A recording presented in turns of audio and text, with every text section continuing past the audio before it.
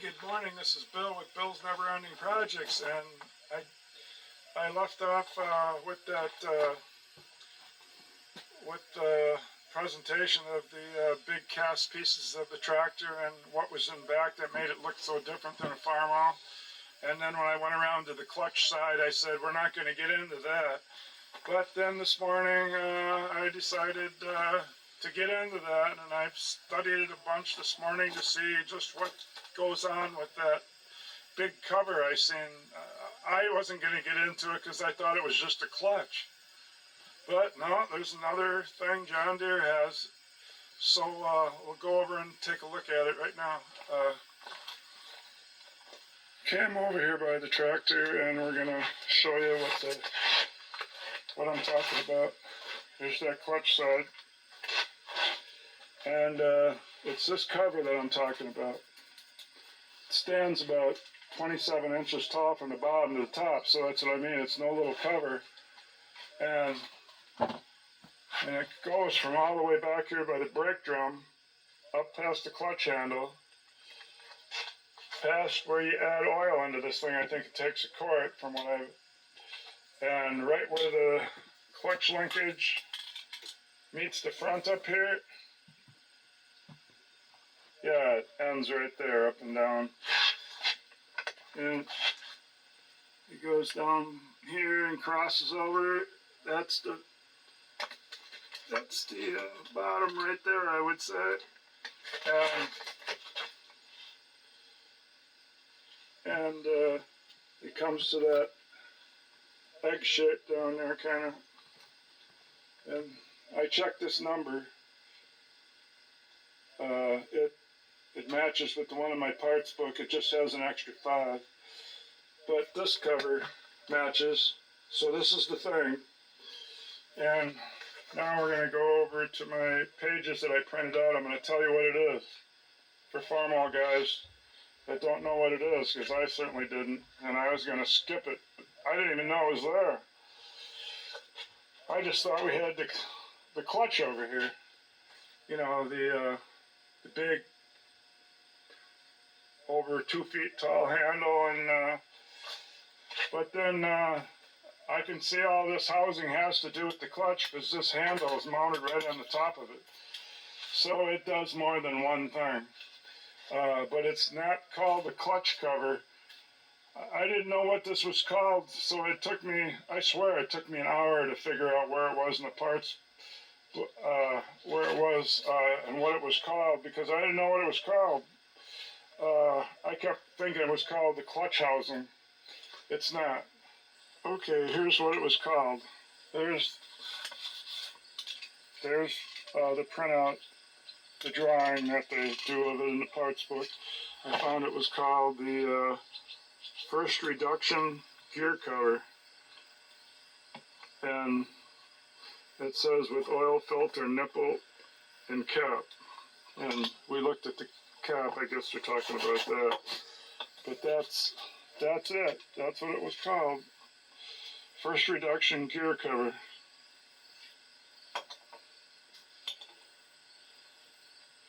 I guess it would protect that reduction gear,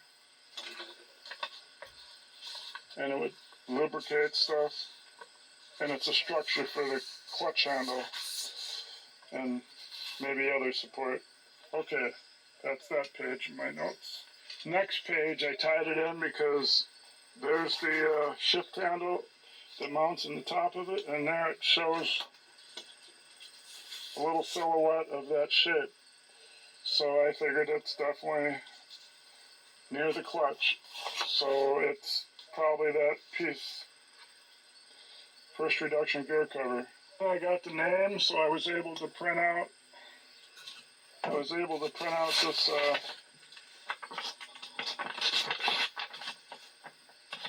where's the sunlight? I was able to print out this exact cover off eBay. And there's that number.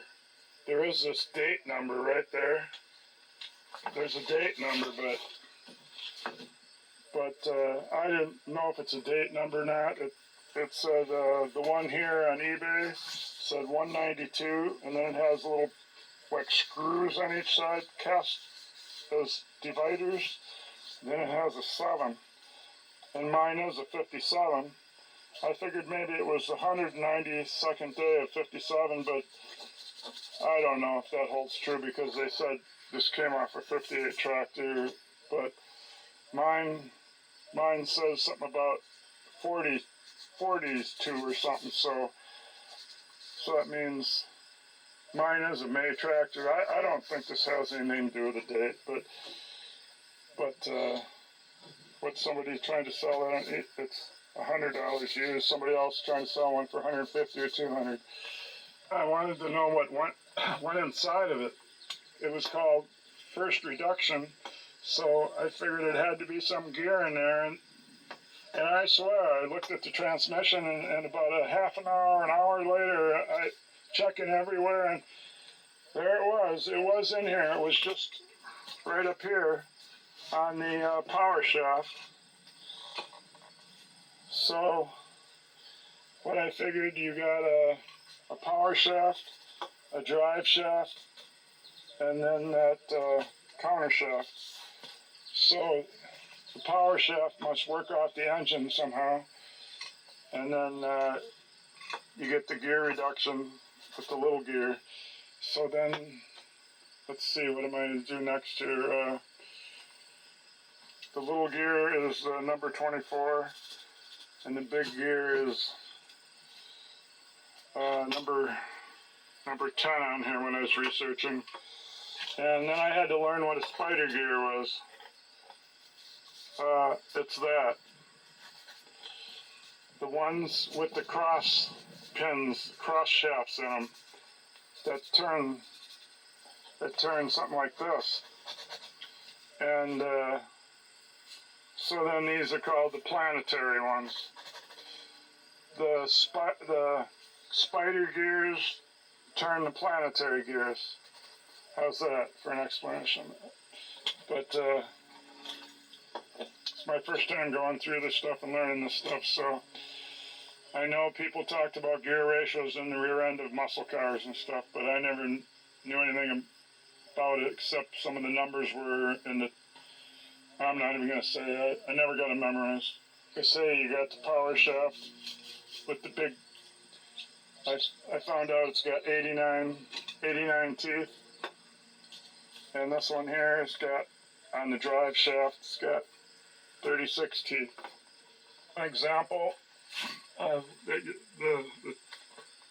torque that you would get is when you got a starter turning a flywheel, a little starter motor. I mean, this must be so much more than 2 to 1, because look at the size of this. If you unroll this, you'd only get to about this far, and you'd be all the way around. That a starter motor, I don't know what it is, but I'll bet you it's like it's way more than 2 to 1. I'm not going to say what it is, but that's where you get all the torque at to turn an engine with compression. So then I figured out before I go any further, this is the big gear. This is behind that cover. This is what makes the gear reduction happen. And I counted them. I might have got it off. I thought it was 89 teeth. And the book says the other one's 36. I didn't count it. This one, it's not labeled. So then we get into what is the gear ratio. From the this gear to the one that's going to turn the tranny, that's 36. This is all before the transmission. Did some work going through some gear ratios, multiplying some stuff out and trying to figure out what was going on with gear ratios, using bicycles and this and that. But in the long run, the backside of the, it's a partial blow up of the 620 first reduction gear housing, or it might be the, yeah, it's the tranny, where I was getting the name of the stuff back there behind there. It turned out to be number 10. And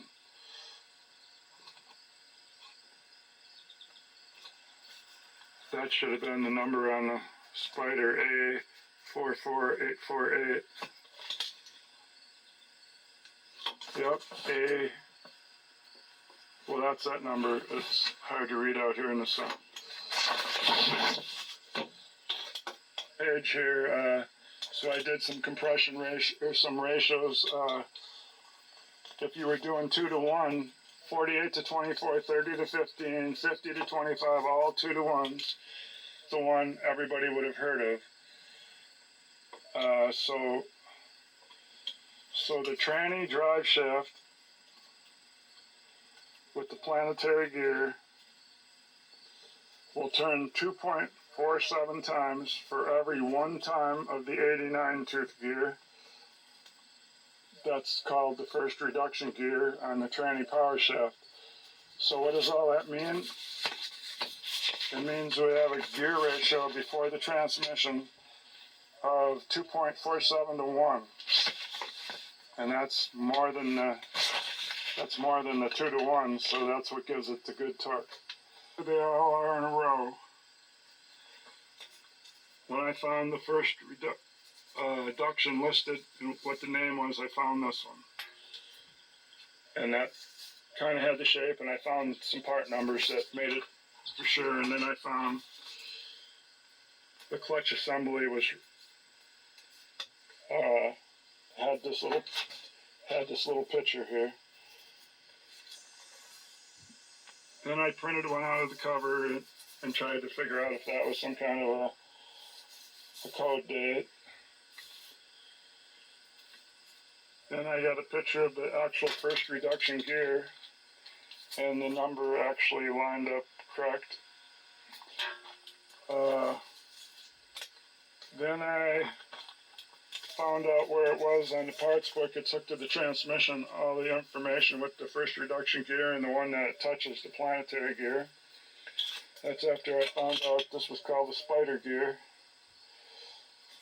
And then this is a blow up of part of the parts, naming the parts that were over here. And then that brings me up to one thing that we didn't cover. That's another thing sticking out on the other side of the tractor. It's called the reverse gear cover. So now I'm going to go look and see if that's there, and that's all I'm going to do with it. I just want to see if it's there.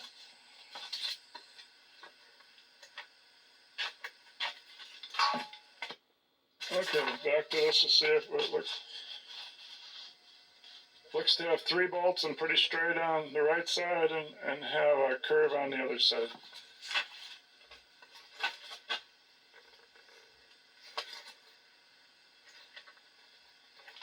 Okay, there's the right of the flywheel and between the brake drum and just down from the shift handle case and the starter.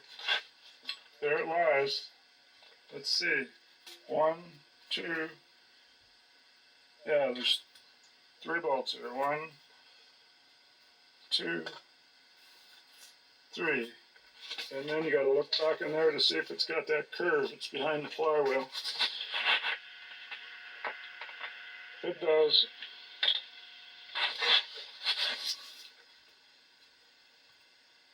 Yeah, you can see it curving out here. Ouch!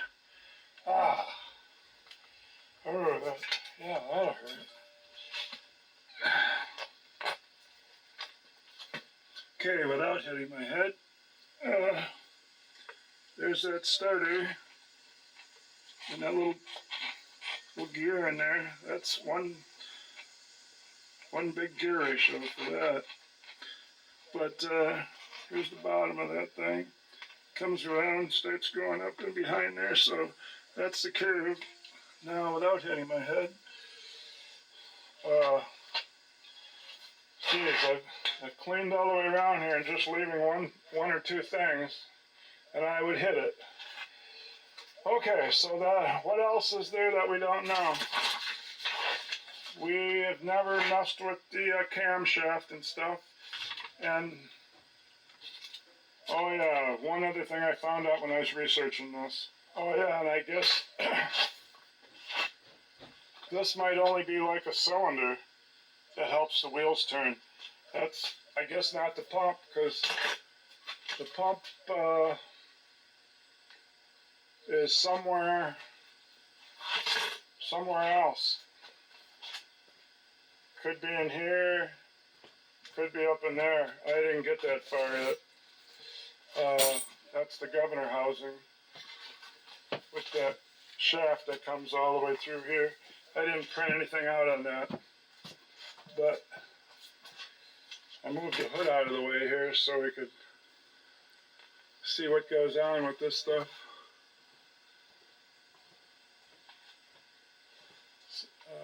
What the heck is this even? Just imagine the carburetor would go on there or something. Must be the air. Yeah, it must be the air. So, but somewhere, the thing I was going to tell you, oh, that's right. There's a belt that goes from this down to there, so that must be the water pump down there. This is all just guesses. So, if that's the water pump down there, then this could be the power steering pump, maybe. But there's a vacuum, or a air pump, or something. I don't think it's vacuum, but it's some. I read it. It's to take the air out of the inside of the block and make it go out through the valve cover or something. That's another thing I never heard of. So there is these other things that I'm kind of vague about, but until I have to work on them or until I do a bunch of research. Oh, here we go. This actually has hydraulic hoses going to it. And where do they come from? Of course, I put this thumb up here. Okay, here we go. These hoses that go to the steering up here. Well, then what's that down there?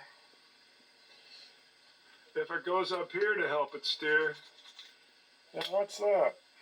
What in the world is all those bolts? And anyway, I don't know, but I'm realizing there's something up here.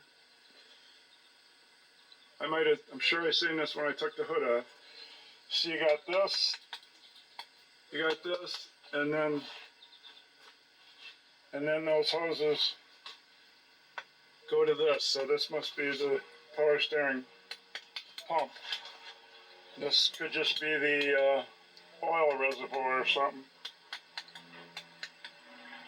And this could be where it goes up to help steer it, I guess. I just don't know. I'm no expert on power steering anyway, so that could be the water pump down there, like I said. Is there anything like an International in here? Just the fact that I found out the front frame hooks to a tranny that hooks to the rear end. That's about the only thing that's the same. And maybe the rear end has a final drive and stuff like a Farmall one. And sometime I gotta put these wheels in on here. Somebody's got them all the way out. Makes this thing pretty wide. So anyway, now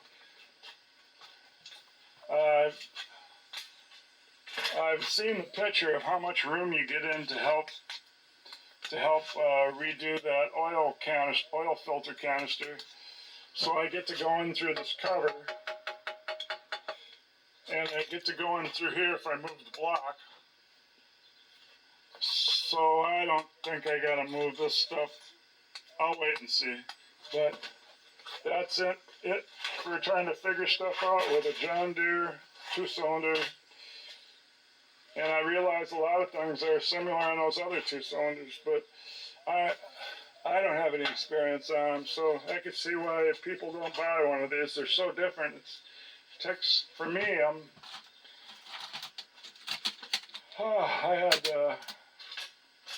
all this work the parts book sure helps. And then I found out there's that one on that John Deere site, but I got more than that when I paid like $80 for the book. I did get the 60 parts book and the 60, there's some service manual to it too and stuff, so I think even the John Deere B's in there a little bit. So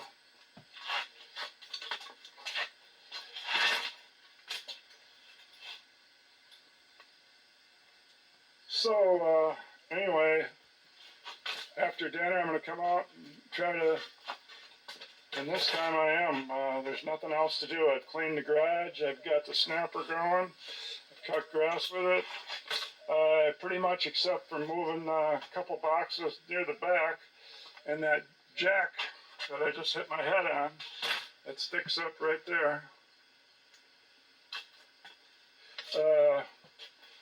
I pretty much got it so I can easily work around here. So, until I come back out. See you then. Oh, and I didn't really say, after figuring out that first, don't call it first gear reduction. It's not part of the tranny. It's separate. It's before the transmission. So it's called first reduction. And that's called, you know, the first reduction cover. It's nothing to do with first gear. Nothing. But it's easy to think of because of that. First reduction, it's because it's doing the first reducing, or it's reducing and getting a gear ratio. It's the first time it's getting a gear ratio from leaving the engine crankshaft, I think. So that's why it's called first reduction. First reduction gear and first reduction gear covers, and so I figured out it was more than a 2-to-1 gear ratio. I forgot what it was, something like 2.4 or something, but it's on that paper. I'm not going to run look. So it's before the transmission. That's the point I'm going to make. It's before the transmission, and so now I know that, and until I run into the next thing that I don't know. Okay, I'm going in for dinner. 6 o'clock, and okay, good morning. It's at least the 20th or 21st of August, and it's, I think, Thursday, and yesterday I didn't do much, and the day before, Tuesday, I made a video. I don't know if I'll ever post it, because posting stuff on just me working on the shop don't get many views, but I guess I'd have them for a reference if I ever wanted to see how I fix something. But I'll probably post it. I started, you could tell that's a new tire on there. With the weight in there, it must have went flat over the winter and wrecked the tire. And I found out they actually had a tube in there. You can see me fix that on that video, and then I turned my attention to the battery charger. I just happened to have to move the truck one morning because the sewer guy was coming, and I wanted him to have room to get in there. He has a truck about the size of a straight truck. So I seen sparks, so I had to learn how to get inside the cabinet and fix the cord. Then I focused my attention on this air compressor. It's always had a leak, and you'll hear it in videos going pshh. I'll try to shut the noisy compressor off and maybe use it with what's in the tank so you don't get to hear it on a video, but then you always hear the aftermath, the pshh, the air squirting out. You'll find out if I got that fixed, if I ever post it. Since it's been a year or so since I worked on this tractor, I posted a video that every time I come home from the scrapyard with something, I would just shove it under the John Deere or around it, like I have with those jack stands and the jack. even where I threw the flywheel cover, everything can just go under the John Deere or right in front of it, right in here where you can't walk. So I have a video where I showed myself cleaning around it. So if I posted that one, I'll probably post the repairs. Then on this video, you just watched it where I went using my parts sheets that I went through trying to figure out the rest of the stuff that I didn't know. I used the parts sheets to figure this out. Or this out up here by the front. But like I said, I think this is a power steering. And the power steering has a pulley and sends down this belt to the water pump down there. And since those hoses come from the power steering pump, this must be the actual, like a rack and pinion where it helps steer it. Maybe that's a reservoir.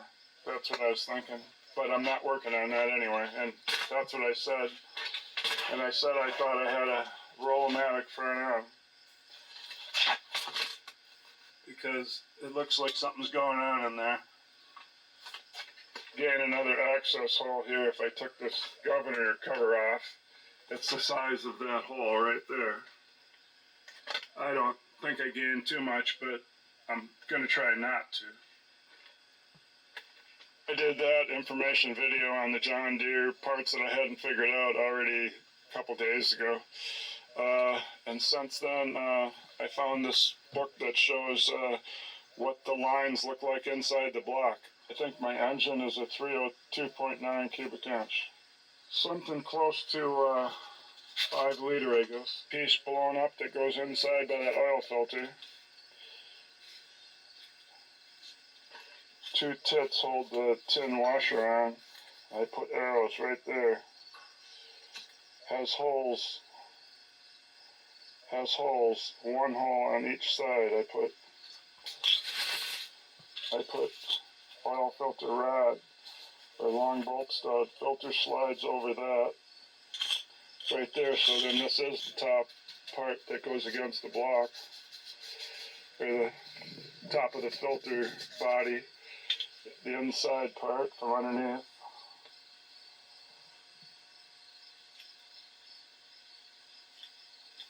Got down here, that's a blown up view of, I mean, it's a real picture of the 2-piece spring-loaded filter head. That's the top piece, obviously. Not sure what I shot here. I wrote down stuff like, has an alignment dowel pin. 1 spring makes it spring-loaded.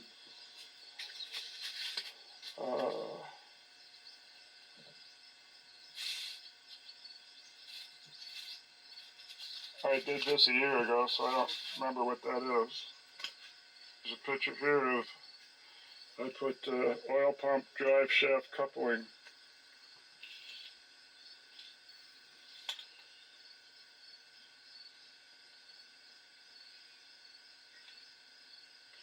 Let's see what I wrote a year ago to figure out if the 620 oil pump and oil filter canister and 2-piece head is the same or different.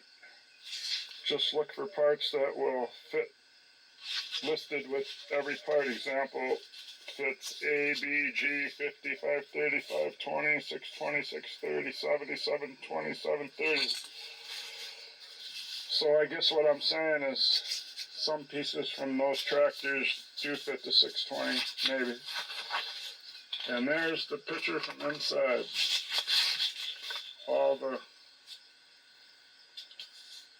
Is that the oil pump?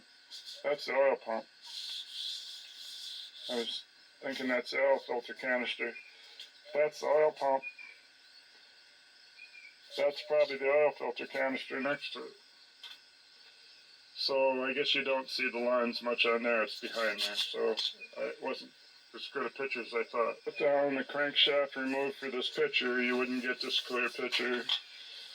620 John Deere has a redesigned engine with a shorter stroke. Spark plugs now in the redesigned cylinder head, not the block. Now has aluminum pistons. Biggest improvement is the custom power troll system. Allowed for use of remote cylinder and rock shaft at the same time. Oh, so I can power troll system allowed for use of the remote cylinder, so I could remote cylinder and rock shaft at the same time. I was trying to imagine what I would have hooked to a tractor where I would use both these at once.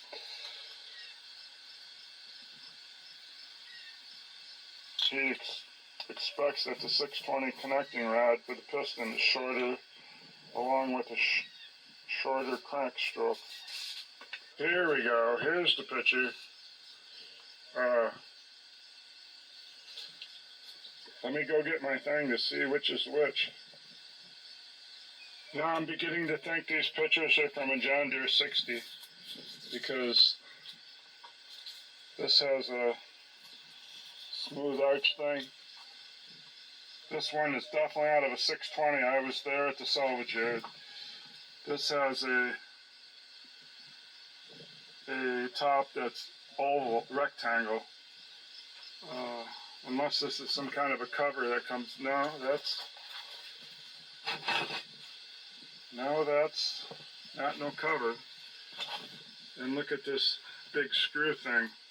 I don't see nothing like that on this. But you get the general idea. The oil pump and the oil filter body with the head on top will be sitting next to each other inside the block with a whole lot of lines going back and forth. So that's what I gotta expect when I get it apart. This down. The 620 completely changed head between the 60 and the 620 is called the wedge head. I don't know why I wrote that, but like I said, I wrote that a whole year ago. Okay, back to the first page, second page. This one looks like that. There we go. There's one that looks like it. There's that oval body on top. And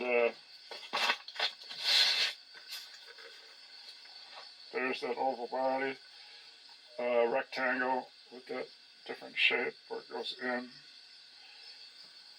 So I guess I'd have to turn it this way, like that. So let's see, that's still not the way I got it. So I got it sitting right there. That's the picture. That's the real thing.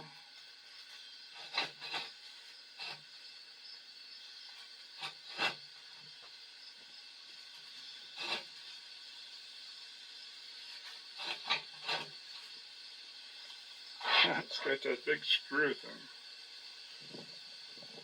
Must be a part number there. I'll see all that as I clean it up. So this,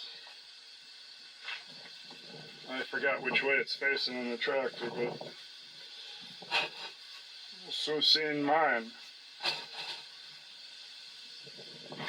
And then the oil filter must go right up against that. That's probably all rusted up. Okay, so let's get mine apart. We'll be looking at mine. If I want to get anything looking at this 620 oil body top and bottom view, is I can see the seal in there. So the bottom of the two pieces has two lines. The top piece has one. And then you flip it over 90 degrees, and you got the bottom piece has one more. Then you flip it over, and now the top piece has these two bolts with a wire hooking them together, and this has some thing going up to keep this adjustment at that angle. Then you go over another 90 degrees, you got nothing. You go over another 90 degrees and you're back where you started.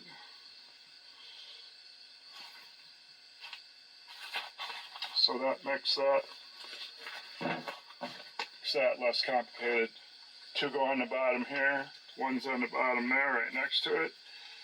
One's small, one's on the top. The big ones on the left, the two small ones on the bottom are on the right.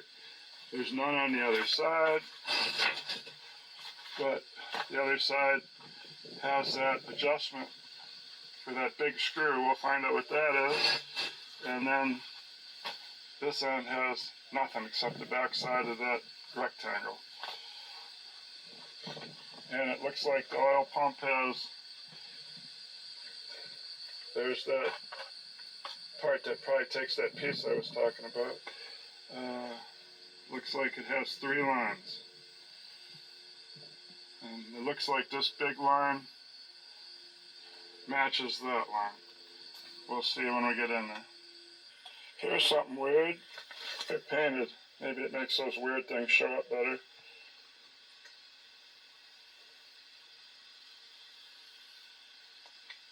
I wanted to use this box. Here's all the better I could see the serial number on a tractor I'm going to get today.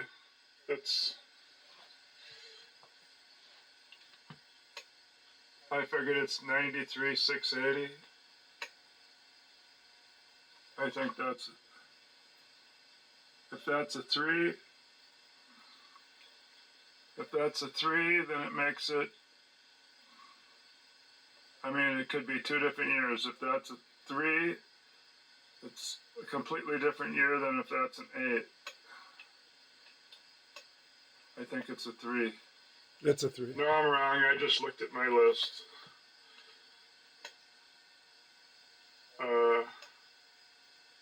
I put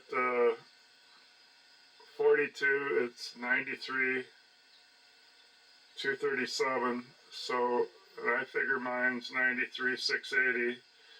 So even if it was a 98, it's still a 1942, right after they started the World War II.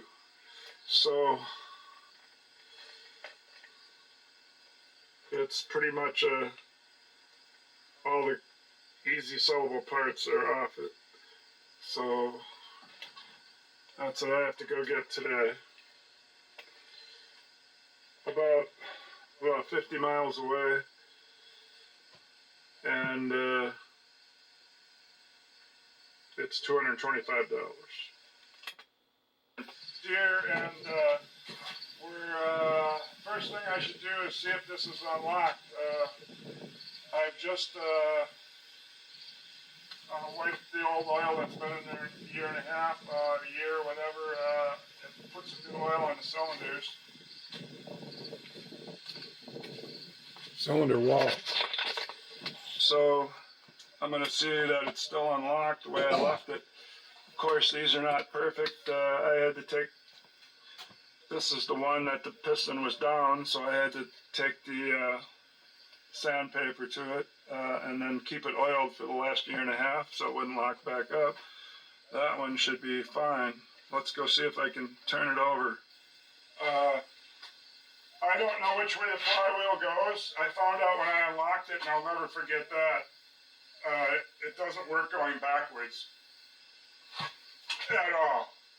You can go a little bit, but then it comes right to a dead stop. So I can't remember which way was forward. I think down. So I'm going to go find out. Okay, I went on the internet and watched a guy start his John Deere. I think it was a 60 or a A or something with the flywheel cover off. And there's what I put on for a mark. Towards the front of the tractor. So I'll push down. Yeah, so I'll push down towards the ground with it on the pipe on the left side of the front side of the flywheel. Then we'll see how free it still is. Okay, I put like a 5-foot pipe on the 2-foot pipe, so we'll see how loose it is here. And here we go.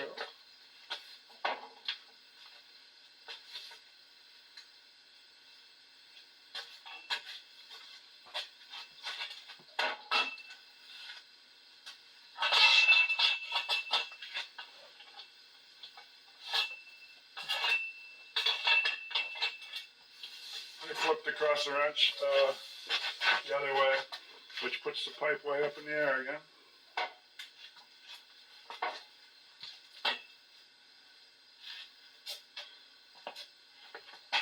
So it's loose, but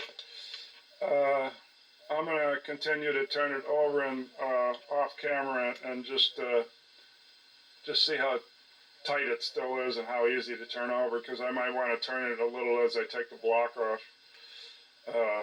So that's what I'm going to do. I guess I could leave it run while I do it. I haven't done any in between yet, so it's still pretty tight.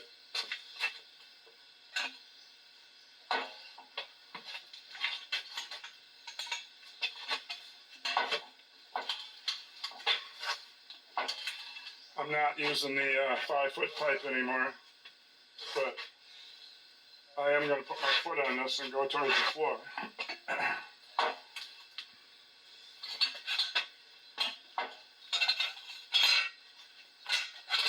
And then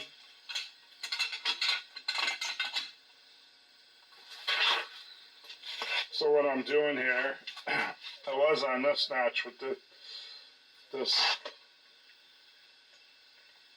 It's something they built onto it.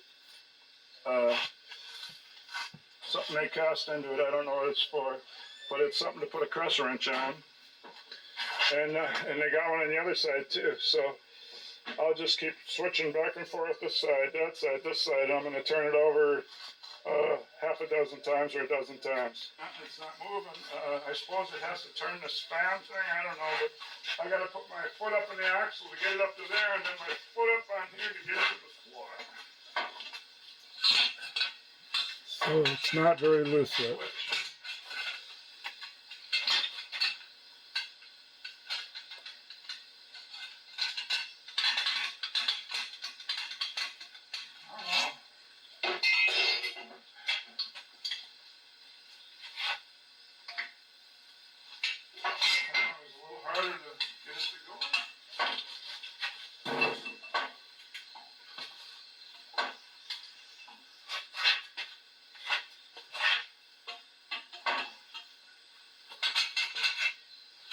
I don't want it loose. Well, this one's easy going. Why don't you shoot these pistons going in and out? Okay.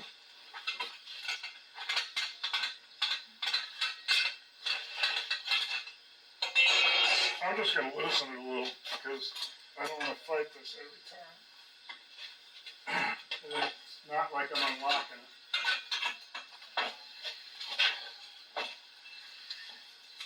Just trying to get it roll a little easier.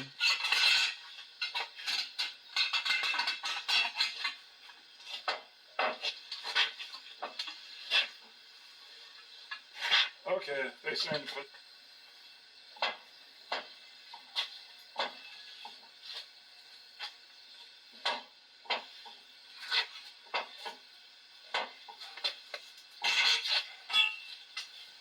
Yeah, I just. I gotta move this 5-foot one out of the way.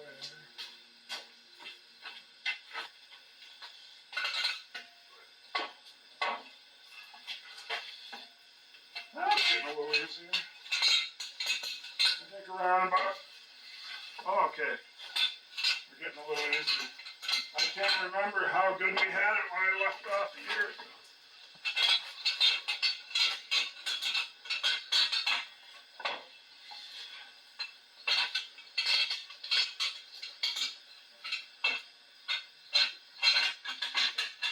Why don't you get a close-up of the rotor and the pulley? Is it turning the rotor? Yeah. Yeah, which is good. Because that means the... Okay. So what did you do over the weekend while you were gone? Well, went to the Tesla dealership. And we saw a Tesla truck. When did Tesla start making a truck? I don't know, but the guy was so proud of it, I thought he was the salesman trying to pitch it to me. even if you would have hated How old it, was it? oh, like my age, maybe a little younger. Oh, maybe it's trying to hit on you. Yeah, I don't know. He's a wimpy guy with a big truck. Hey, we got oil coming out the oil filter. Is that bad? We're getting oil pressure, Oh, that's good. so the oil pump works. I think I put that pan under there. So let me try this without a pipe finally.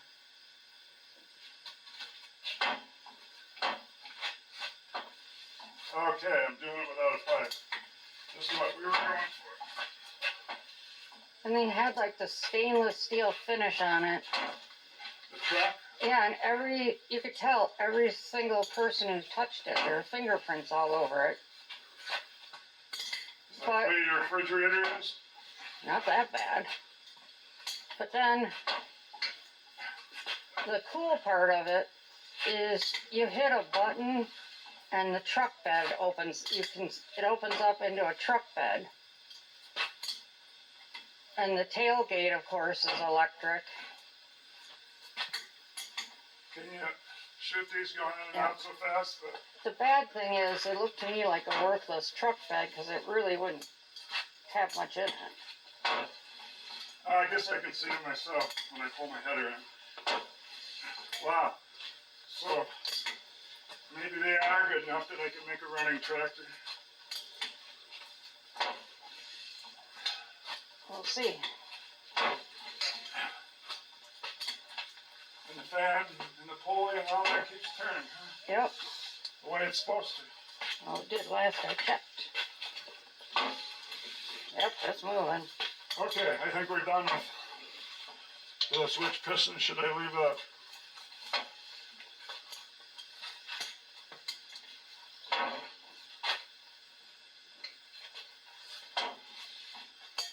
Well, that's easy when the other one was down. Well, it's about the same. I think we definitely went probably 20 times. Why are they going sideways instead of up and down?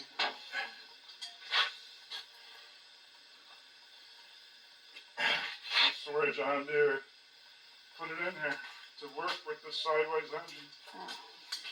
Yeah, the engines are sideways in your car, but the pistons still go up and down. Yeah, you would think the law of The gravity. valve covers, so guess where the valve cover is?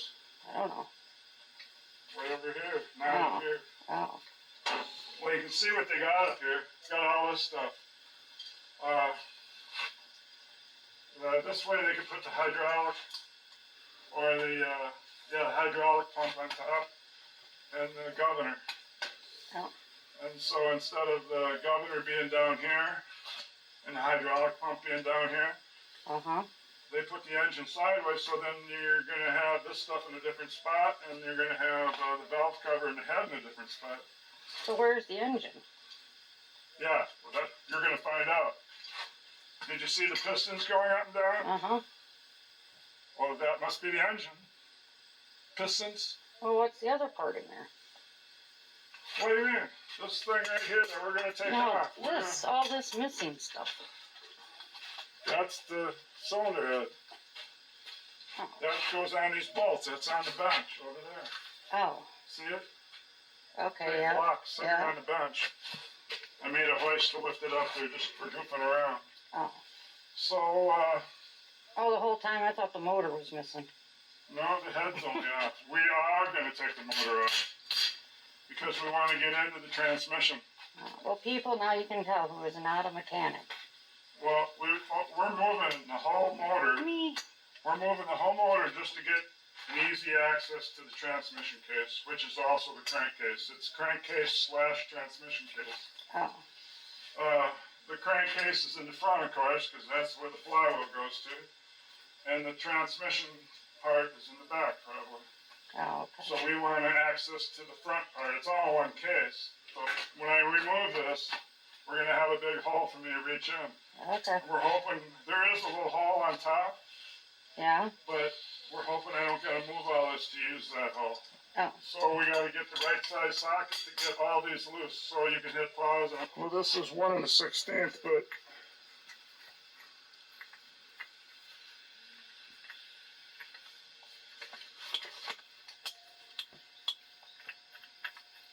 That's too loose.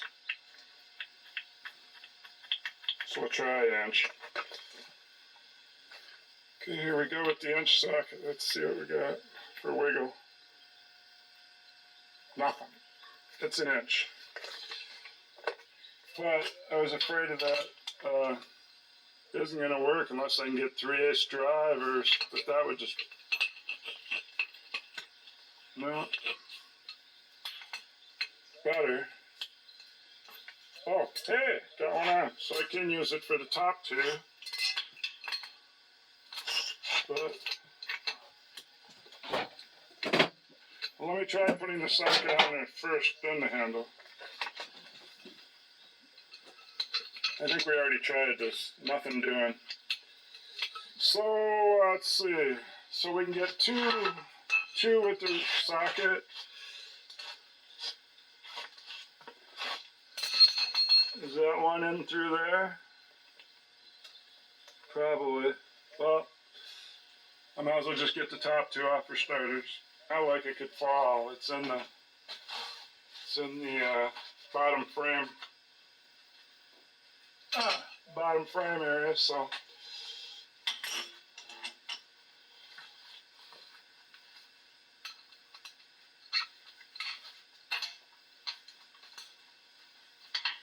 now it's the part. Oh jeez, I just shook the whole tractor. I still got the pipe here.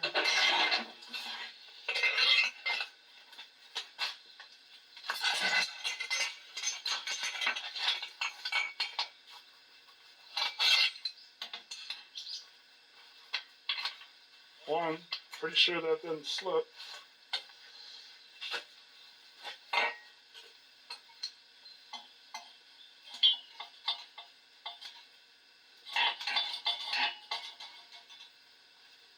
The thing won't fit in there.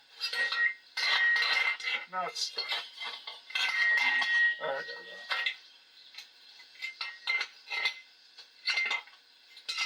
Well, I did get the other one, but I just assumed I could get both top ones. Let me put it on first. Okay, much better if you put it on first. I guess I'll go around to the other side.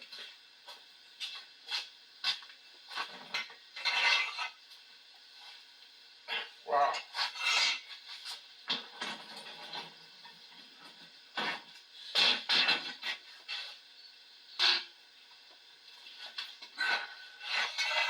Gonna wreck my favorite lightweight pipe.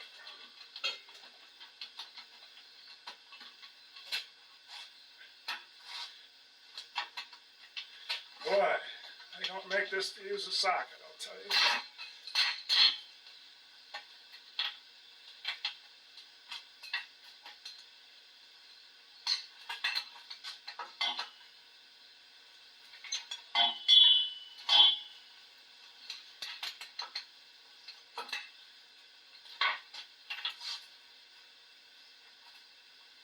Oh my gosh, this one's a smaller size. It's 15/16.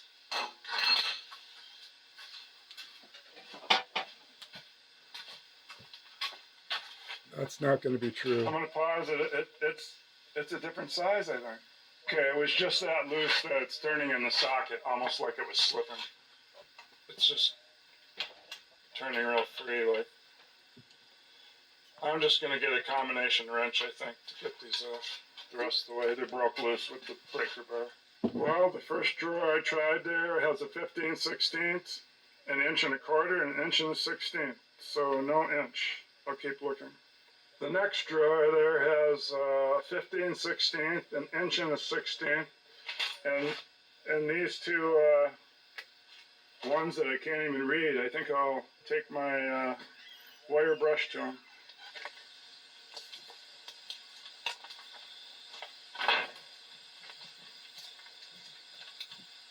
Okay, I cleaned up the two wrenches. Let's see what we got.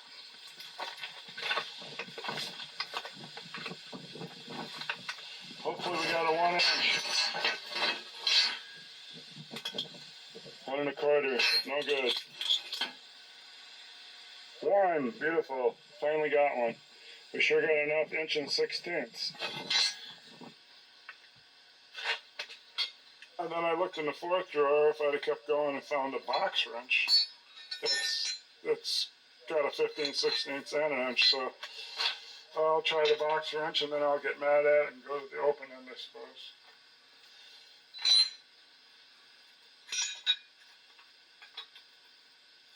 Oh, I'm wondering, yeah, I can't see with the box.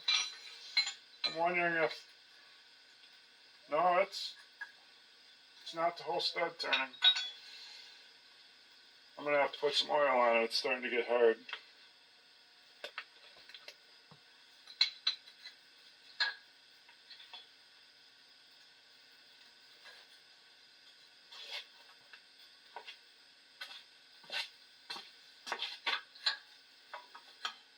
Yeah, the oil did the trick. So, it's easiest that other one turned on the other side. I won't make you sit through this. I'm going to be able to get those both off. I made a 2x4 across there to hold up a piece of plywood. Now I can put my wrenches somewhere. And this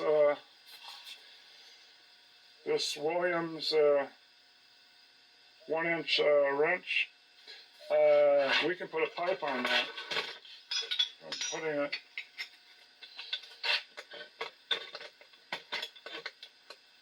it right there. I can put a pipe on that. Yeah, it does fit. Here goes. Yeah, it wants to break my pipe all the time. What do I got to do? Put it at a higher angle so I can put all my weight into it.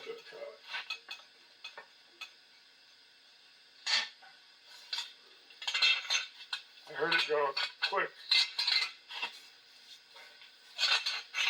Got it.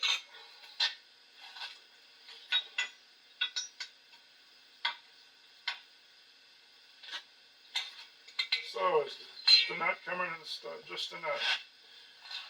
Okay, I'm going to go over and break the other one then. Then pretty soon I'll be looking for some more.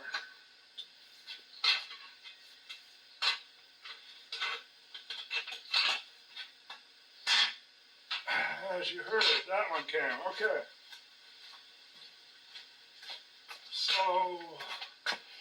So now they're going to get harder after this. I'll be back when they get harder. I'll spin these up. This Williams combination, I flipped it over. It's kind of funny. It says Super Wrench, where it has 2 R's with no W. Super Wrench. I'm going to throw a cushion down here and go under there and look up from underneath. Oh boy, look what I found. 2 there. Just like the ones that were on top. So I guess I'll be laying down here getting those. Unless there's a couple going up the side in those holes, which I hope not.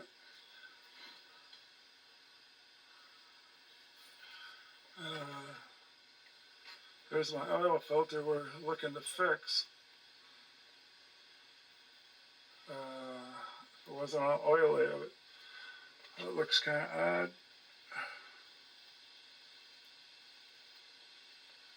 Let me put my gloves on. Oh, I remember now. I took a round plate and bolted it up there to keep out the insects.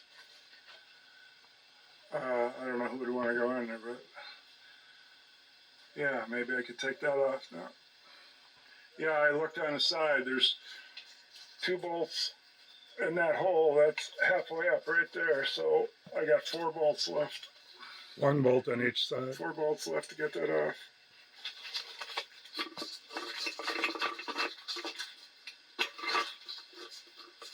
See it spinning? That's the whole trouble I had. The thing is stripped out up in there, so I'm going to have to get a needle nose in there and hold it. Okay, here's where I dinged it all up. That's way out of round now. It's all kind of beat up. Plus this thing just turns and turns and turns and turns. So since that turned and turned, I couldn't get this off.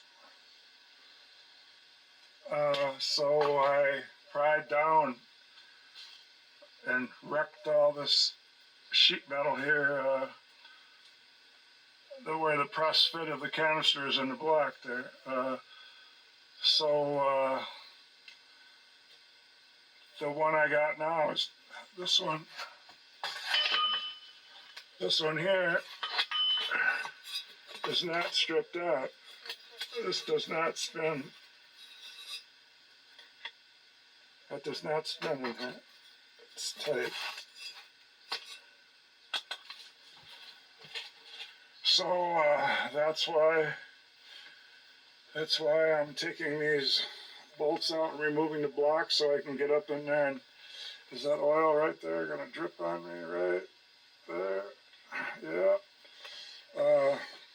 So that's why I want to get these block bolts out, get that block out of there, get access to work on this thing, and switch it for that one. I see some of these 620s for sale on Marketplace, but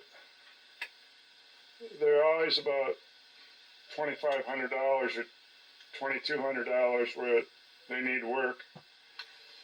And there's some in the 3,000, lower 3,000s that don't need work. They're just not all painted up or anything.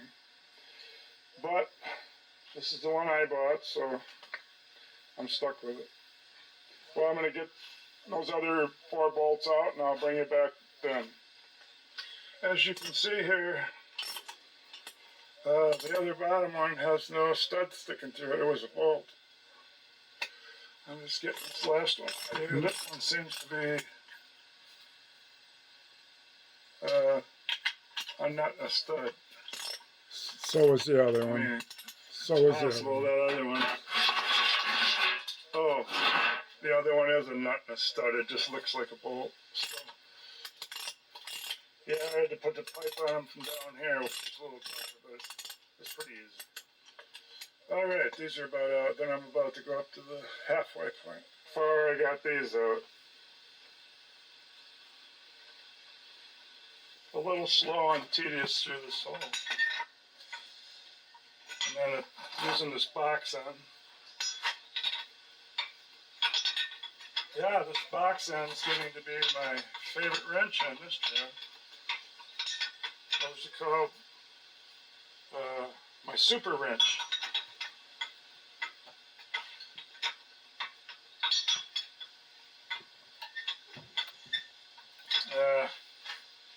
But that's what I have to do to get those off. I'm going to squirt some oil on it, maybe make it easier. Starting to get good at it.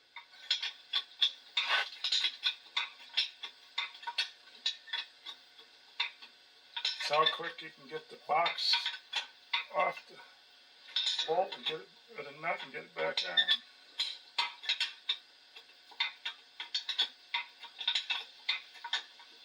I never did put any oil in it. It would just drip all over.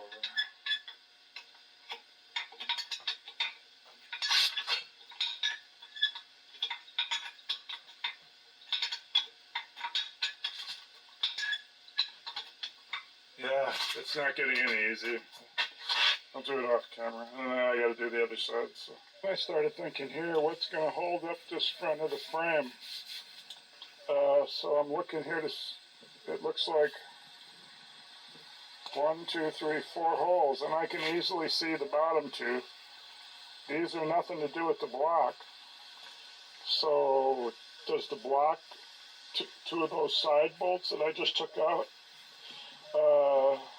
do they have something to do with these 2? I gotta figure that out. Is it just gonna be these 2 bolts holding it up?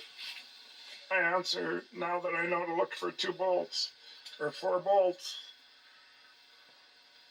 obviously these big ones here, And then right next to where I took those two out is two more up in there.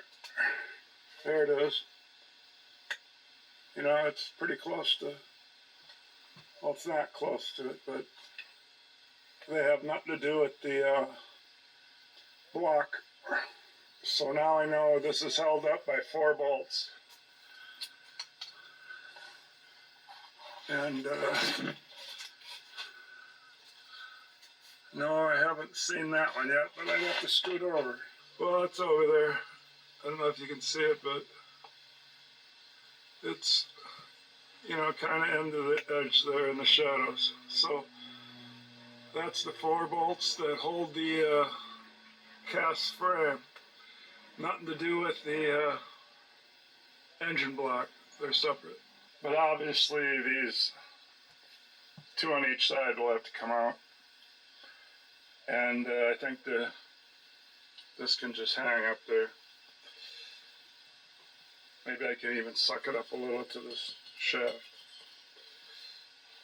Hopefully that won't get in the way. After dinner, I'm back out here and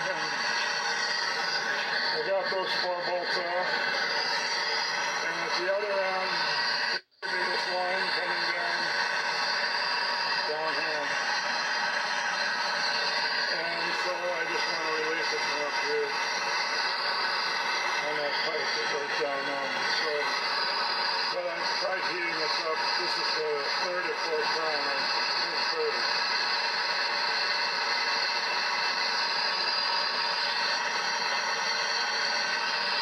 Maybe I just didn't have enough patience to hold it there long enough. So now I put a vice grip on the shroud and then got the corner just a touch under there, and that's holding it. So I'm going to give it 5 or 10 minutes this time. Then I'll slosh some water on there and see if it chokes it. Then if that comes off, it looks like there's a couple bolts. There's one there. Probably another one on the bottom. Yeah, that really got hot that time. So, because I squirted water on it, sizzled. I did that like 4 times. And then I tried it, and I'll show you up close. You do it with one hand.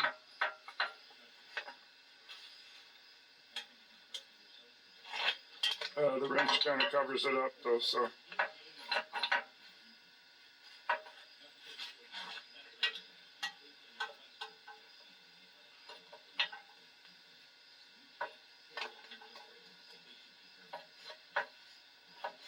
Yeah, so it only goes a 1/4 inch each direction, so now I got to get it to go further than a 1/4 inch, but 1/4 inch is better than nothing.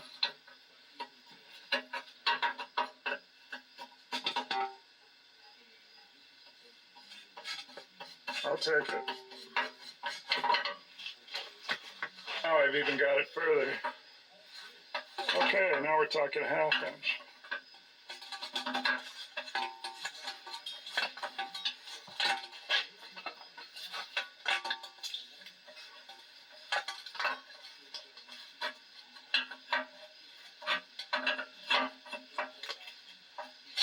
Now we went halfway around, or 1/3, 2/3.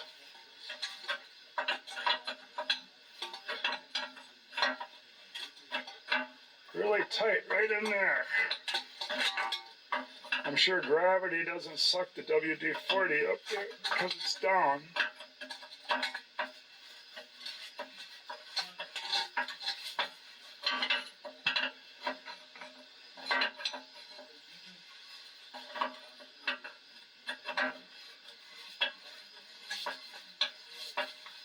Okay, I think I won. I should have that off there. I don't have one of those nice battery-operated impact wrenches, but if they're loose, this little screw wrench is made probably for doing drywall screws. We'll buzz them out.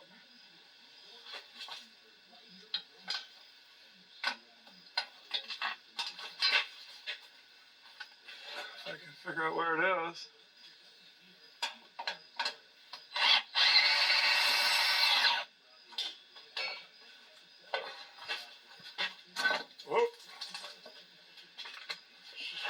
is.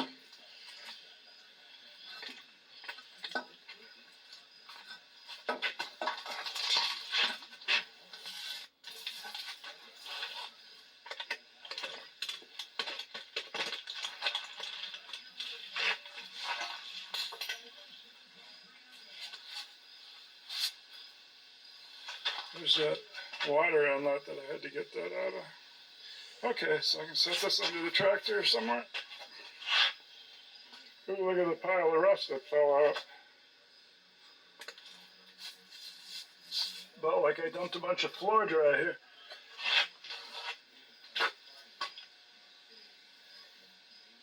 Oh, and look, a thermostat fell out. Let's look at the other end. Should be cut in just for that. Yep. I leaned this up against the tire here. And there's the little, well, it's either the gasket's doing it or there's a little milled part. So they have a tractor has a thermostat. I didn't know that. I guess they do. I haven't ever put one in lately or taken off a water inlet to know that whether they did or not. So this one does. Okay, now we can see down in there. Just don't look too bad. Okay, so what's next? I see a side bolt right there. Let's look and see if it goes into the block.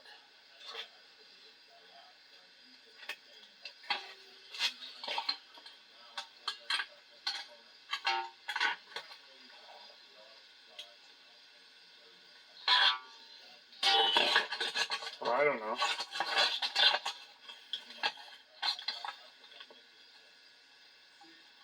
Does seem to cross over.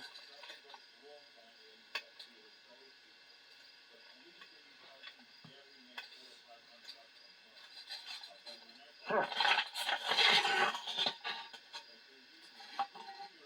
Yeah, I'd say it goes into the block.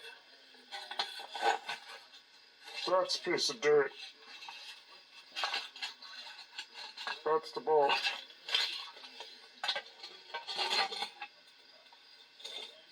So, I don't know why those are there, but I'll take them out.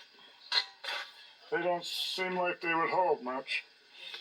They're right above that square, on one on each side. What's that? I don't know. What's that for? That looks something brand new, like I would have put there like I was tying a tarp down or something.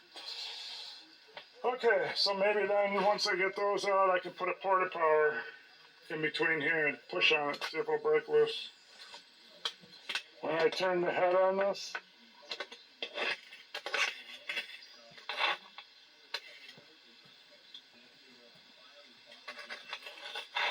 the insides don't turn at all, so it's just going to snap. The other side don't even have one above this square, so I'm just going to go in there with a sawzall and sawzall it. I sawzalled it. I don't know why it was there or what reason it was and why it would twist off so easy, but it's gone. It's disconnected from the block anyway. Okay, trying the first porta power in here. Oh boy, is that close. It's within 1/8 inch. It didn't fit. Okay, go to the next one. Okay, I guess I'll have to go with this shorty. I'm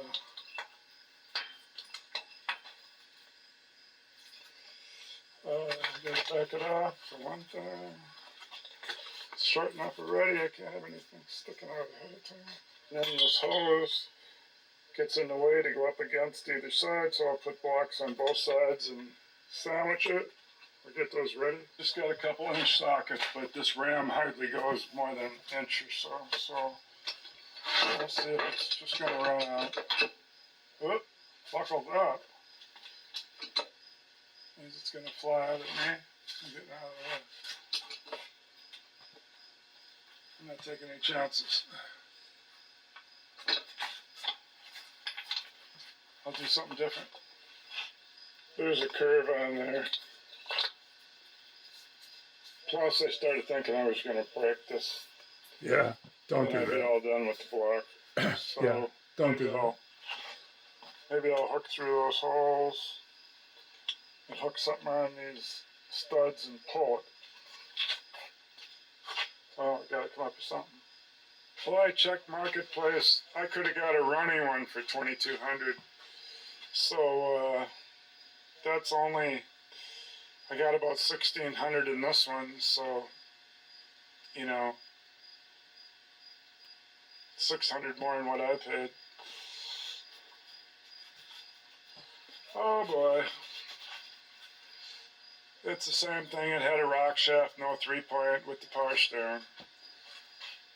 But I got this one, and the block won't come loose, so what am I going to do? If they would only make a notch in here so that you could put in a pry bar, I don't know how to heat this whole thing up. Somebody acted like I should get a salamander torpedo heater up on a stand here and fire the flames at that thing. And then let it cool and then do it again several times. But I don't even know if my salamander's working. Okay, well, I'm going to check to make sure I got all the bolts out again. Nuts off, I'm sure I do. Because there's 4 right here, and you can see the nuts are all off. Around to this side, that one's off.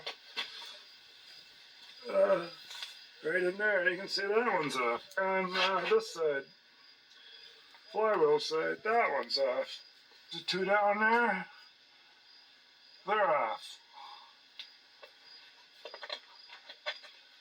I suppose it's hanging up on these studs. At least there's one it's not going to hang up on, because it came out. Oh, that would be 1 stud on the bottom still in. The 2 on the sides, so that makes 3, 4, 5, 6, 7. So that'd be 7 studs that it could be hung up on. Yeah, I guess a person could heat up and quench right here if you have a torch, and you could do the same thing right near each stud. I could run a torch, I suppose.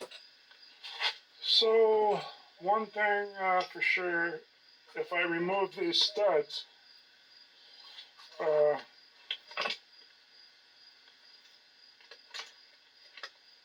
if I remove these by double nutting them, of course I put the nut on and they're so wide they cover up all the threads.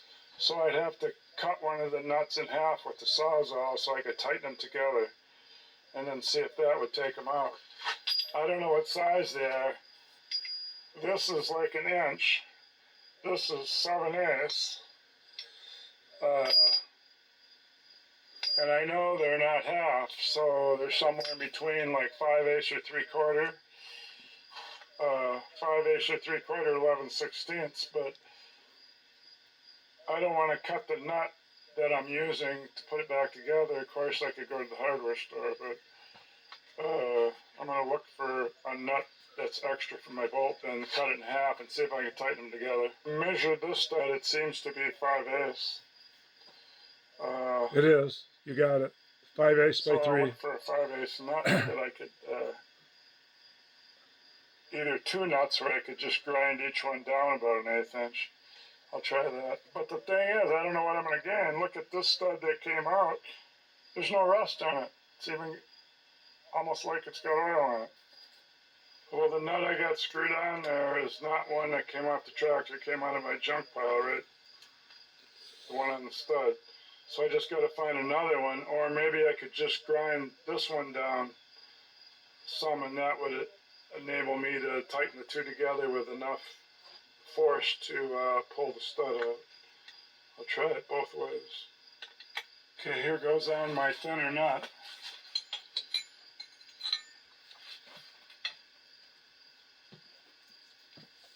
I don't know if you can tell the difference, but it's definitely thinner. So I'm going to roll those on and try to see if I can get the two to tighten good enough to take a stud out. I'm showing 3 threads. Maybe there's 4. That might do it.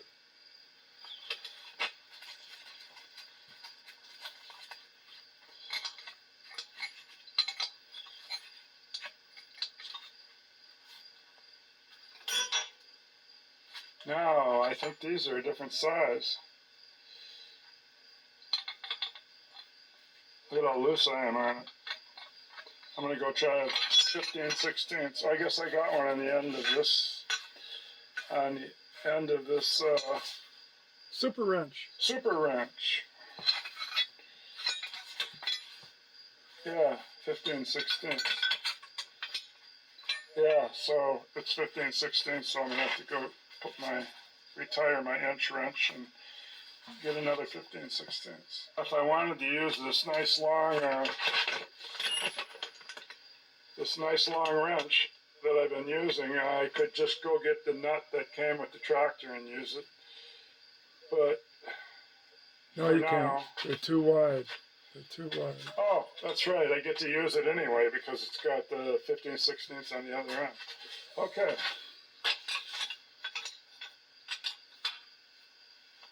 Now I just gotta crank these together, theoretically.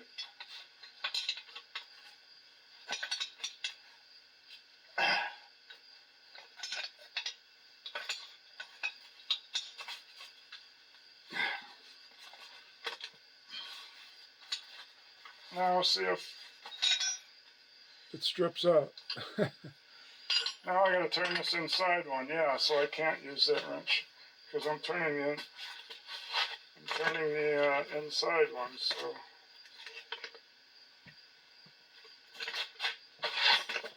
I'll just use my pipe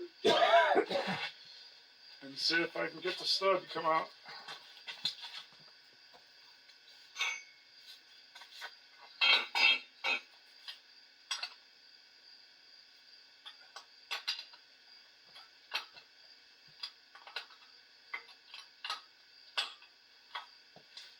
Yeah, there's a space between the inside nut and the block, so I'm getting it, so that's working, so.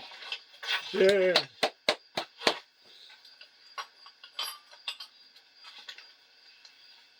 So I'll run that out, and I'm going to do this to all that I can, and that will eliminate the studs being the problem. Well, I had to weld this one on, and I went and made a mistake and welded it with my skinny nut. Now I got to grind another one down. This one was really tight. Oh my gosh, no wonder it stripped it. Because the skinny nut and the normal nut together would have worked, but this one was really tight. I'm waiting to see if rust is coming out because I'm trying to find out if some of these are holding it. There does seem to be a little bit of rust color.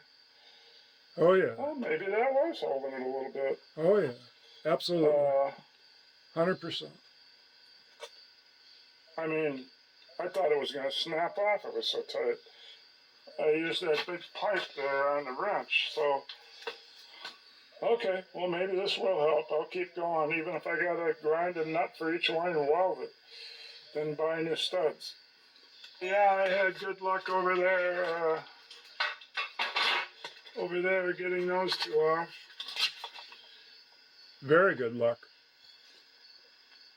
That one and that one. But over here, I haven't even tried that one yet. I've been on this one the whole time.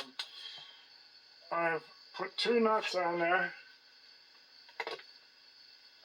The skinny one, I thought, the first one I put on a fat one, I thought I didn't get it because it was a fat nut and there wasn't much room to weld. But turned out to be, this is just super tight in there. So I would say, I mean, I had it welded really good, I thought, and it would always just twist the weld off. I tried different heats, and then I tried a skinnier nut so I could weld over the threads, but then it just, I don't know. I can't use too skinny a one, or I can't, I'll just strip out the wrench. I do think these things are holding it. These are working like dowels. And I've heard dowels can hang something up. I do believe it's these things. So I'm just going to skip this one for now and go on. And try to get the rest out. Maybe tomorrow. It's already kind of getting dark out. I'm all sweat and I'm really kind of mad that I can't get that to unthread. It's not like you can just put a vice grip on it, would just totally strip down. I just put the wrench on the top one and I swear this is not more than a minute and a half later. I turned on the welder, welded it for 30 seconds, shut off the welder, come back, put the wrench on it, and I put my foot up on here. I put my foot up on here like that and gave it all I could and it cracked, it made that break loose sound. That's what I was expecting from that one. But it wouldn't do it no matter what I did. So, that one's the culprit. That one. This one was probably just broke loose from being tight. No, it was hung out.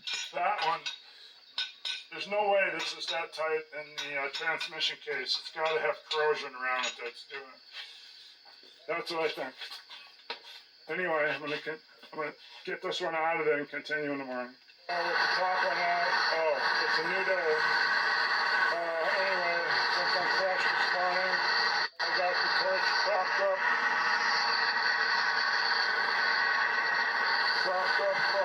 just right. So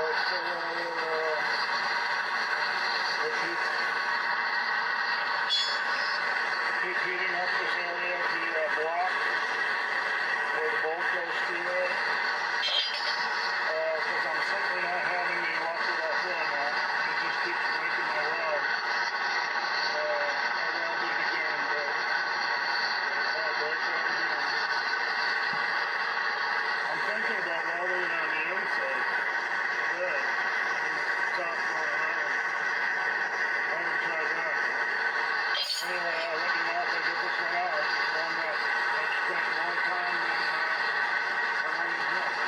Okay, I'll leave it run. You can watch it break for the 15th time. This time I used a nut big enough that it takes 1 1/8 wrench. And I found out I only have one on the property.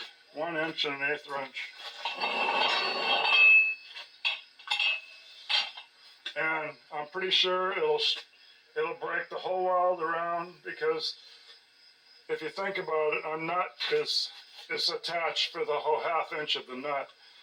And when I weld the side of it, it only has 1/8 inch maybe in a little circle. Yep, it's breaking it. Maybe I'll go both ways. I don't know. I gotta put it on one more time. It ain't fully broke yet.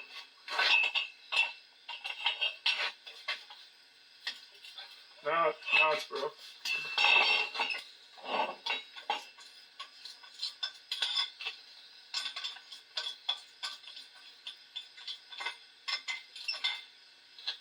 The only problem this time is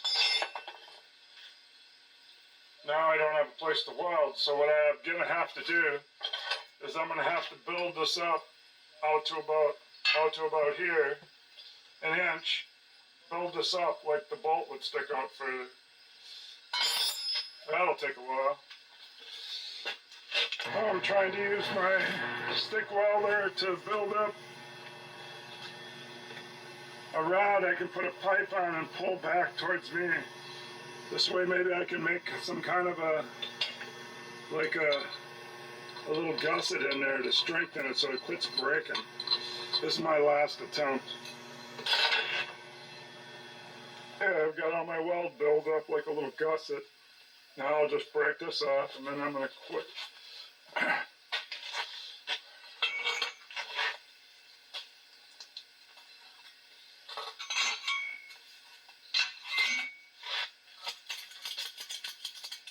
guess that will break my pipe. This is not, this is just a little thin pipe, so I guess I'll have to get a better pipe.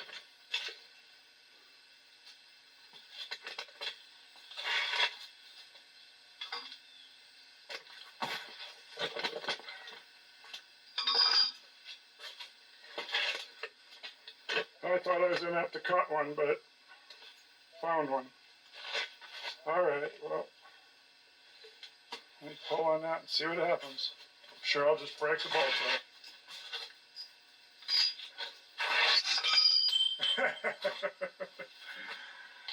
Oh boy.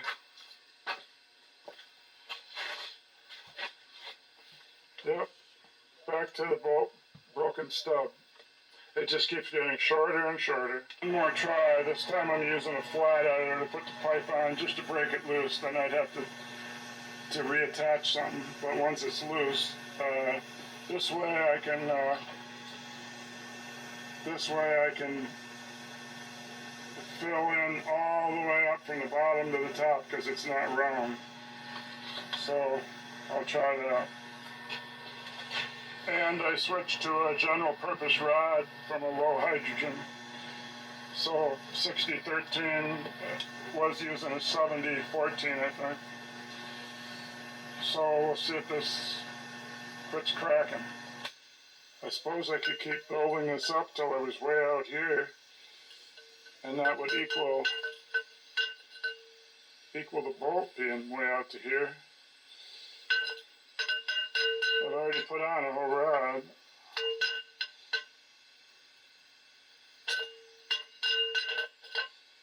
Yeah, I suppose I'll go till this is square way out here, so it'd be like a extended bolt. But then if it breaks off right at where the bolt is, I did all that for nothing. That's what I'm afraid of. Okay, let's go for it. Let's break that one off. What pipe fits over there? Only the big one.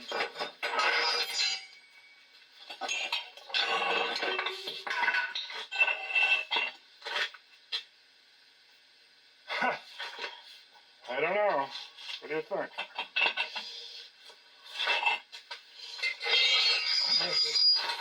Stick another pipe in that one so I can break it off of these. It's not coming.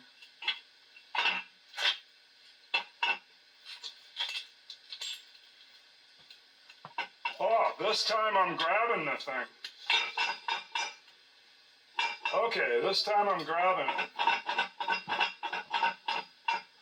So, what should I do? I should wait and get a settling torch and heat this up? Yes, definitely do that. Maybe I'll reheat some of this with my propane torch now that I'm grabbing it. But I don't. Oh yeah.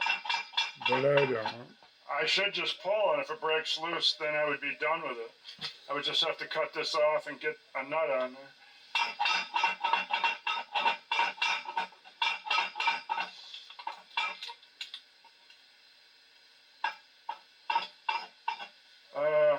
What to do now?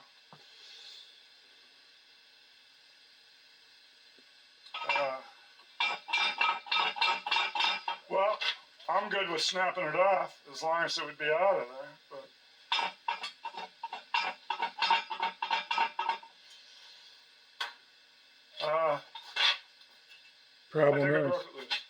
problem is, oh, snapped off. but it snapped off on this side, not that side. Yeah, I should have heated it. I had something to grab it, then I should have heated it. I didn't. There's one thing that proves where that snapped off.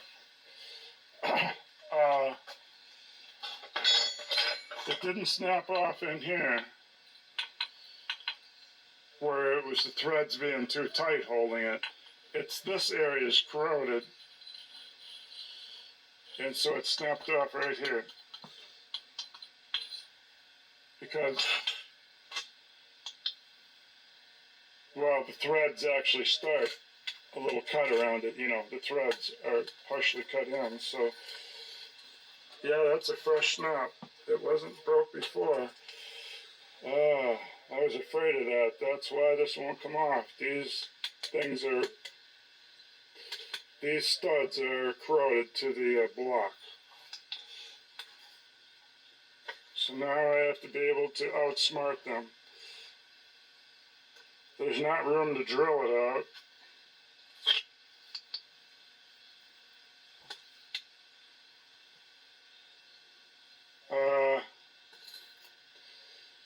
I don't know if I could slip this. If I was going to do it, I should have done it when I had that thing welded on there to get that to turn.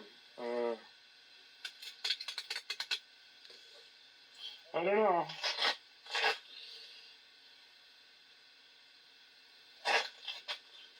I could drill some holes in here.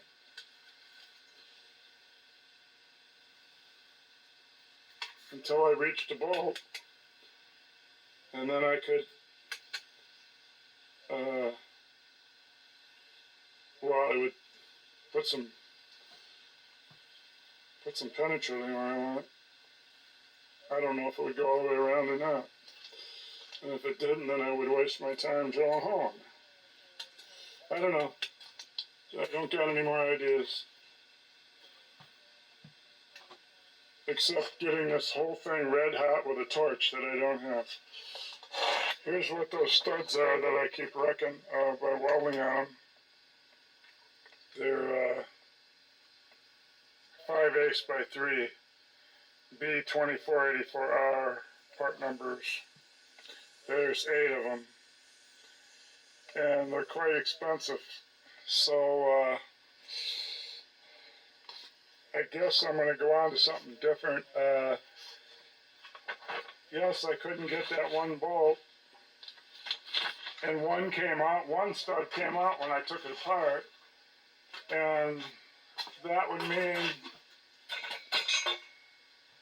let's see, how many do I got? I got 3 out, those 2, and 1 around the corner, so that's 3, and the one on the bottom's 4 that came out when I took it apart. And this one I can't get would be 5, so that would leave 3 left. 1 on this side, 1 on the other side, and 1 on the bottom one. So I just got 3 left. I'm going to go in and get some 5/8 nuts and grind one down again, see if any of those other ones will come out just by welding along the side of it.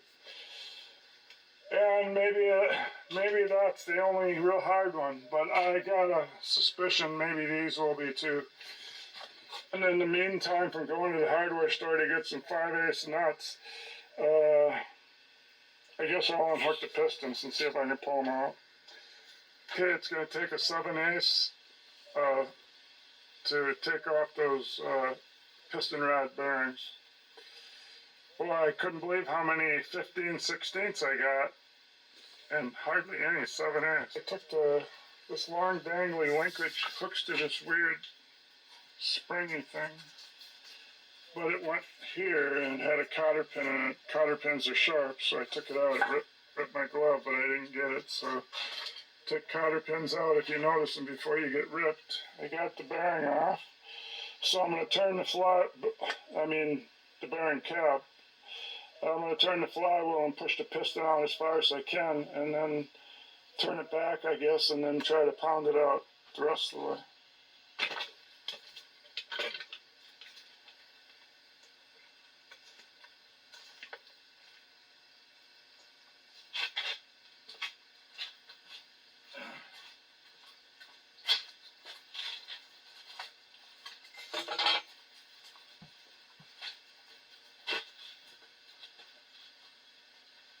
I mean, there's no bearing cap anymore, but it should still push it. You should be seeing a piston coming in. I'm not using any wrench anymore, I'm just grabbing the flywheel.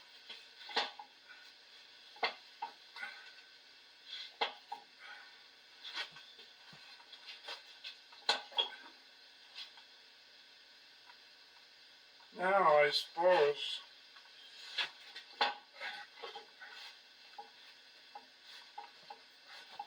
I can go back the other way and see if I can get away from it so I can hammer it.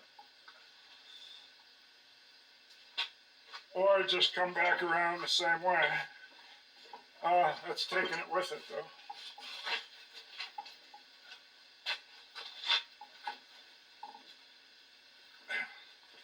This tractor, you can't turn it backwards. I don't know what it is, but when I tried to unlock it, I must come really close to wrecking something because I tried to push it backwards with the porta power. It will not let you. It gets like where there's a stop. So I gotta monkey with that and see if I can reach in there with my hands and push that out past the crankshaft. You got us a piston coming out.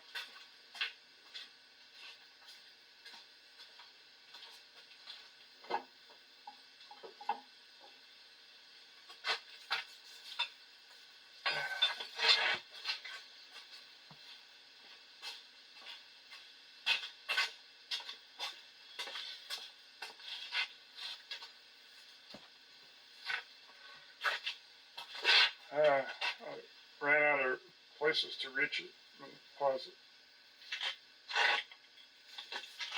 it. I did stick a screwdriver in here because I seen a gap between the rings and got it to come out another inch or so. It's easier than trying to reach in there and push it.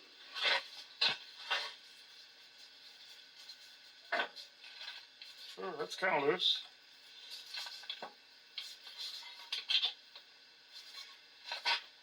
I had another little block.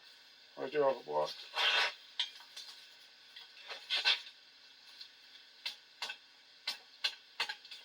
Caught. I might as well show you this. This ring here, this first one, that's stuck. These other ones are popped out after they come out of the cylinder. This one is stuck. So that's one good thing about pulling these up. Like 15 minutes later, I've cut a size piece of wood to go in there. First I thought about metal, then I thought about the cylinder walls, and then went to wood, and I put a mark there now because I can't tell that it's ever doing anything.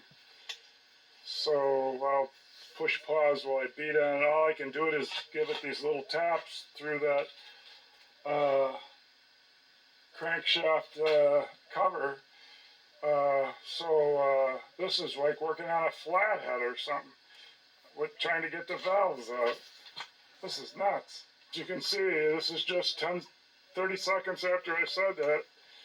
My line is now a half inch or an inch further out, so I guess I got the wood block up in there in the right spot, and my wrap's done something this time.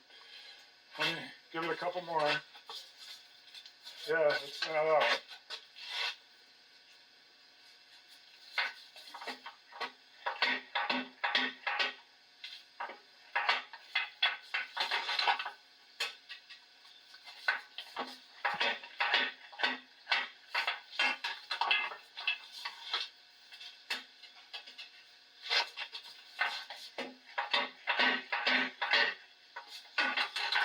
I don't know, I think it quit again.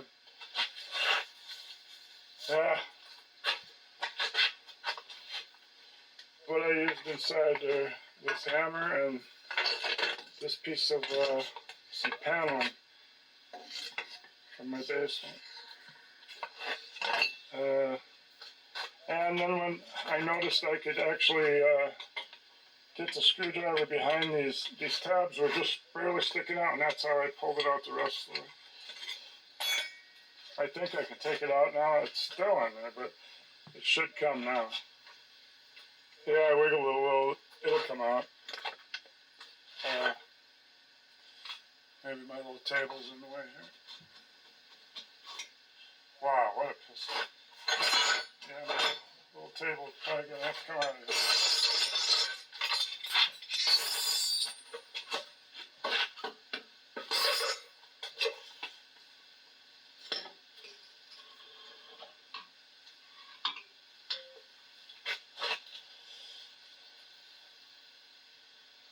Yeah, I broke the the stuck ring trying to unstick it already.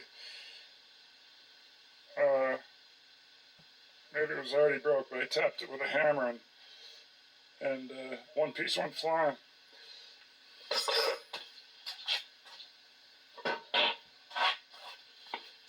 Probably have to get new rings anyway.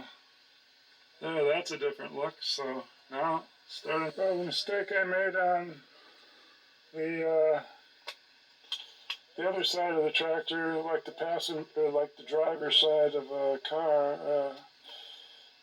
I guess it'd be the left if you're looking forward. Was when I got the bolts off, I didn't immediately take the cap off. Then I couldn't figure out why when I put the piston up to the front, it would come back with it again. Yeah, I had the nuts off, but I guess if the cap's not off, it still grabs it. So then when I figured that out, I got the cap off, and it came with it. So I really kind of forgot about that.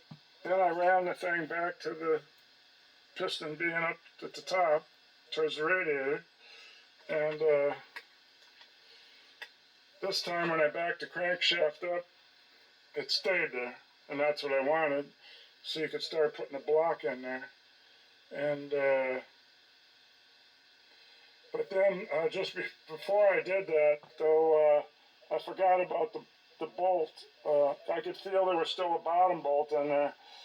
Ideally, you don't want any bolts in there, so you don't, because the bolts are like sandpaper to the crankshaft, or a grinder. So I'm hoping I don't have any grind marks in the crank when I get this out, because I was slow to catch on that you got to get these bolts out of there, or they're going to keep binding as you try to. I've never worked in such a close quarter before. Usually you have a motor upside down with the oil pan off. Or you're laying under the tractor with the oil pan off. You're not. This is so dumb. But, and then you got these in the way. If I looked, if I wanted to take them off, I'd have to take off this cover that there's a cover that your feet go on, and then I could see where they go. One seems to go back here, and one goes under the seat or something. I guess I should have put time into taking that off. I'll probably end up doing it anyway. Anyway, I got this board in there now. And now I got to keep tapping on it, and then I'll have that piston on it. Say don't use a 2x4 cut rip down the middle. It's just too thick. 3/4 piece of board, a couple inches wide is fine. Doesn't get jammed in there. Well, I got this one coming out now. Drop it. I gotta find a place for it. Well, there's this one here. There's stains on it from sitting. I don't see anything major really. It'll be fine for what I want to do, I think. Now on this side, left side, again, there's just stains on them. There's no pitting in them. The shine's pretty much there, but the rust sure is on the edges, on the crank part. Right side I wrote distributor on, so when I found out if they're numbered, I would know what it means. So the distributor side says 2. So the distributor side, number 2, the right side. So let me go over and see if I marked that.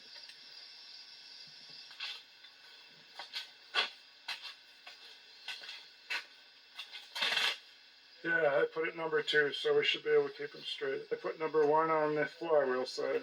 So then this one would be the flywheel side. There's the number 1 on each one. There seems to be a 1 on the rod. That's each one says 1. Seeing how this is the distributor side, I put a 2 next to it, not to get confused. Yep, see here's the 1 again on this one. It's probably not a 1. It's probably just some mark they put on it, I don't know. But they both say 1 on it, so possibly this one's had a different rod change. Probably be this one then, seeing how this is supposed to be number 2, and this one says 1. So maybe they do mark the rod here, and then the cap here, so that'd be 3 spots. Or they put one on all the reds. I don't know. Okay, so I lost one nut taking it off. I looked for it for 15 minutes. I fished around the oil with a magnet, and my oil that I fish around in is, other than that whole gallon of WD-40 I dumped in there when I first bought it. So it's about 5 o'clock. Yeah, so she's coming back with some 5/8 nuts, and then I'll try grinding some down and seeing if I can get where I can tighten 2 together and get one of the 3 at least. And then every time I don't get it, I'll try welding it and see if I can get any of the last 3. And of course, that fourth one that I've taken all day on, all hours and a bunch of, who knows how long.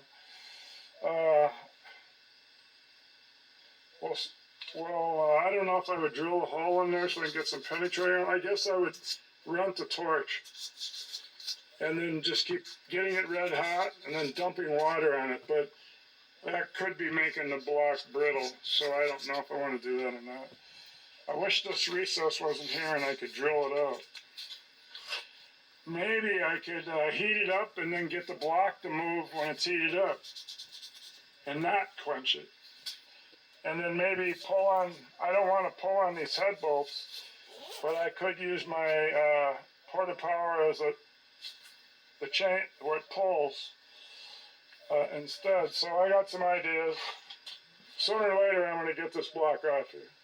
And I took this one off the number 1 side, left side. This ring was also broke. So I don't think I did break that other one. I think the top ones are broken both. Maybe it's common or something. I don't know. And these bottom ones over here, they sure are stuck. So what do they do? Put 1, 2, 3, 4, 5 rings? Oh, I'll give her a go tomorrow. It's the end of the day. Good morning, another day. Seems like it's going to rain out here in the morning here. I might run off what I got, and it's just those 3 bolts that I got to try to get out that haven't snapped off, and then there's the one that snapped off.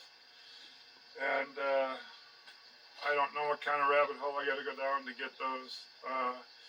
So I thought I might run off what I got and show us statistics of my of what year my John Deere is, and the model, the serial number of it. Yeah, it's a good chance for a break. It's only rained once in a month, and I doubt we'll get hardly anything, but it's really dark out to work on a tractor, so I am just going to take the break to run this off, and I'll add that little clip about when my tractor was made and serial number. Simplicity 700 that I've never got to yet. So mine is a 57, serial numbers, if you want to say that long number, but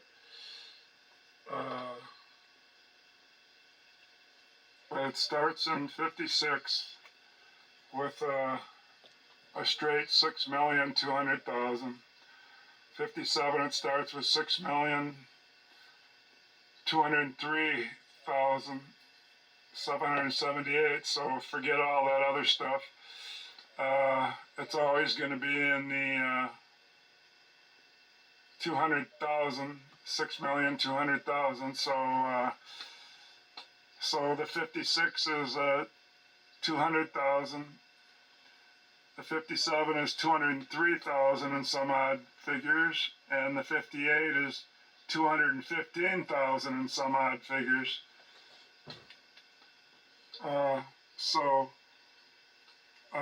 Mine is